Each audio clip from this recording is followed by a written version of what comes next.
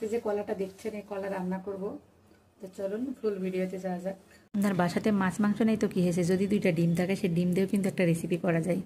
তো দেখেন আমার এখানে 4-5টার মতো কলা ছিল, আমি সেটা ডিম দিয়ে মজার একটা রেসিপি করব, অবশ্যই কিন্তু সাথে থেকে দেখবেন।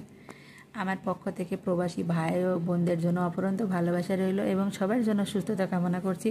আমি ডিম দিয়ে দেখেন কীভাবে কলা দিয়ে রান্না করছি, অবশ্যই কিন্তু সম্পূর্ণ ভিডিওটা দেখবেন। আমার পক্ষ থেকে আপনাদের কাছে অনুরোধ রইল। তো যাদের বাসায় এরকম লোহার তাওয়া থাকবে তারা অবশ্যই কিন্তু মাছ বা ডিম ভাজতে পারেন। মাছটা কখনোই ভাঙবে না, ডিমটা সুন্দরভাবে ভাজা হয়ে যাবে। তো যে ভাই ও বোনেরা ফলো ব্যাক না হয়ে গেলে আনফলো করে দেন, তাদের কাছে অনুরোধ রইল তারা ফলো দিয়ে আনফলো কখনোই করবেন না। নিজের পেজে 12টা বাজাবেন না, আমাদের পেজে 12টা বাজাবেন না, এটা কখনোই করবেন না। তো দেখেন কথা বলতে বলতে কিন্তু সুন্দরভাবে রান্না হয়ে যাচ্ছে।